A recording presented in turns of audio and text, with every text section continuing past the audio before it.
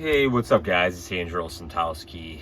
I forgot to put out my UFC 280 prediction video yesterday. So I'm gonna go over my predictions, who I picked, and the results. So let's cover it, guys. UFC 280 Oliveira versus Makhachev. What a great card, man. Well, at least a great main card. Top 3 fights. Like I said, I didn't see a couple of the pay-per-view fights. Did watch all the prelims for the most part. Yeah, I did watch all the prelims. Went 7-12. So like I said, we're looking at my Tapology profile. So you can see this is who I would have picked. This is what I would have picked on the prediction video and the results. So the first fight, Rosa defeating Landsberg. It's just like, what is low-level fight here. Is just, zero interest in the fight, zero interest in the real outcome. I mean, Landsberg's probably going to be cut from the UFC. Rosa, she'll go on to get more fights in the bantamweight division, but like I said, nothing I really care about. Muhammad Mokaev against Malcolm Gordon, man. I think Malcolm Gordon surprised a lot of people, man. This guy really came out, brought the action to Mokaev. Mokaev controlled a little bit, but Gordon was dangerous, man. Gordon stood in there till the end. Real props to him, man. Gordon's really changed his UFC career around, and nothing but respect for Gordon. Mokaev, he continues his win streak, 3-0 in the UFC now, and a higher challenge awaits, Armin Petrosian against AJ Dobson. Man, I thought Armin Petrosian won all 3 rounds. I don't think there's any controversy in that. Dobson just wasn't active enough, man. If Dobson would have just Dobson pretty much just wanted to box with the guy, and Petrosian just mixed in kicks and punches. And if Dobson would have just used some of his wrestling a little bit and just doing some kicks, but it just wasn't active enough, man. Armin Petrosian, he's a tough guy to beat in the middleweight division, and he showed why.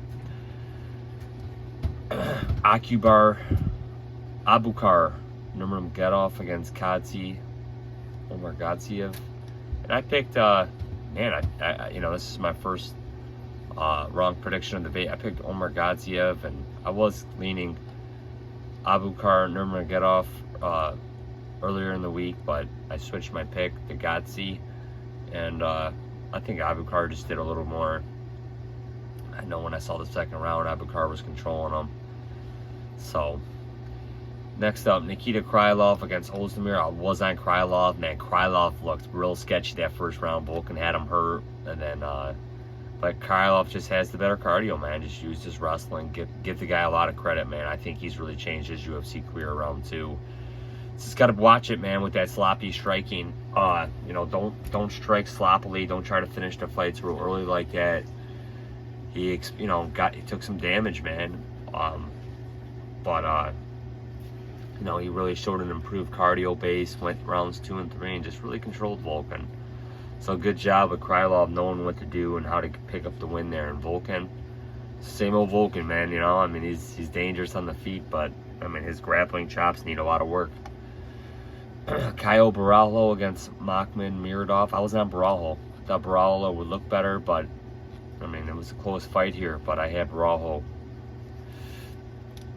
Boy, I got this one wrong, and I feel silly for doing it, man. It's just great fight here, man, between two top 10 welterweights. Belal Muhammad against Sean Brady, and man, Muhammad just stayed in his face, brought the action. Brady was landing, and Muhammad just kept pressuring him, man. You just knew it was a matter of time before one of them just couldn't take what the other was throwing in. Belal Muhammad got Brady out of there, man. So smart pick to guys that took Muhammad.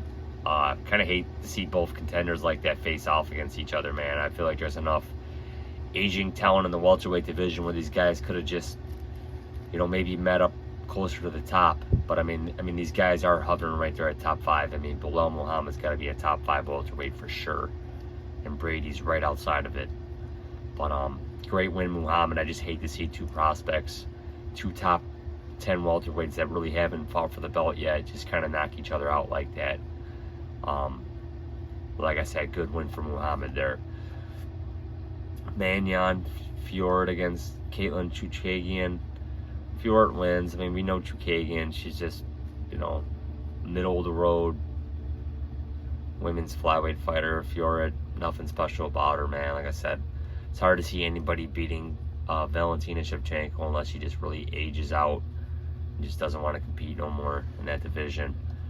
Hopefully we see Shevchenko against Nunes. Like I said, those two fighters are reaching their the twilight of their careers. So let's see it again. Beneil Dariush against Gamrot. I was on Gamrot. Didn't see this fight, but Dariush picked up the win. Surprising, man. Gamrot's looked really good. I don't know if he broke his hand, what I was hearing, but yeah, props to all the people that picked Dariush because I was on Gamrot. This fight I did watch, and I thought maybe you could give OMalley maybe one round, possibly. But I mean, I thought Peter Yan should have clearly have won that fight. What a robbery. Judges affecting people's UFC careers. It's sad. Jan's had 2 tough losses in a row.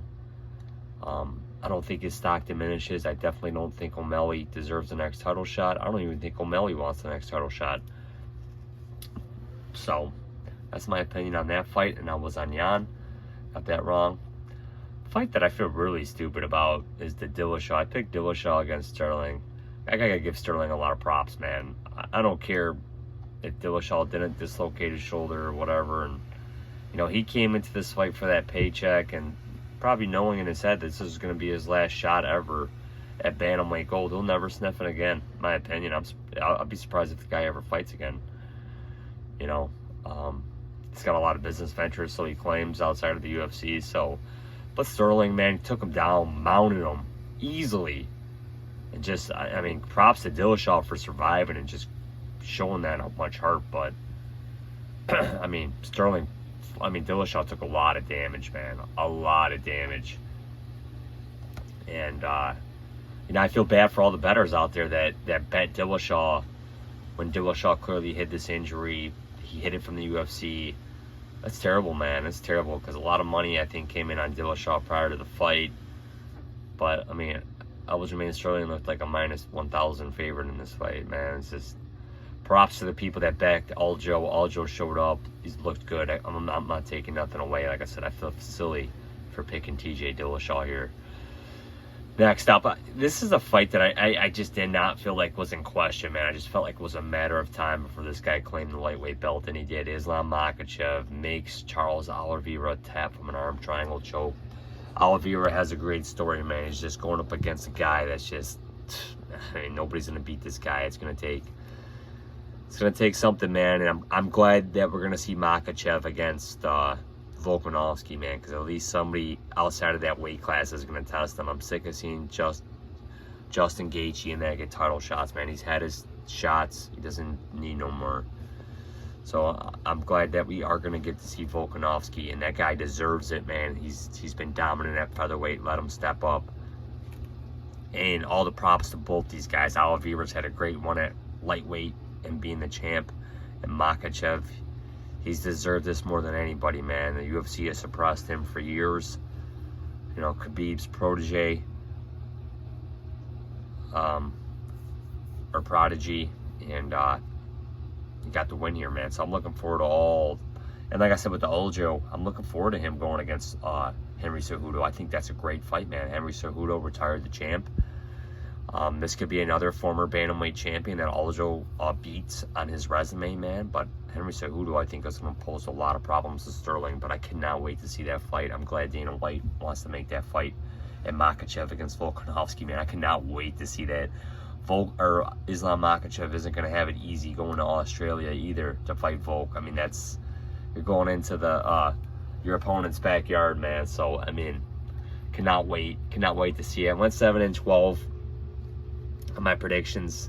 Felt like I did a lot worse, but I think I could have done a lot better. But especially with here and probably this one, because I had normally get it, and the Muhammad I wish I would have had, but it's what it is, guys. So yeah, these were my predictions for UFC 280, and here are the final results, just recapping the night of fights.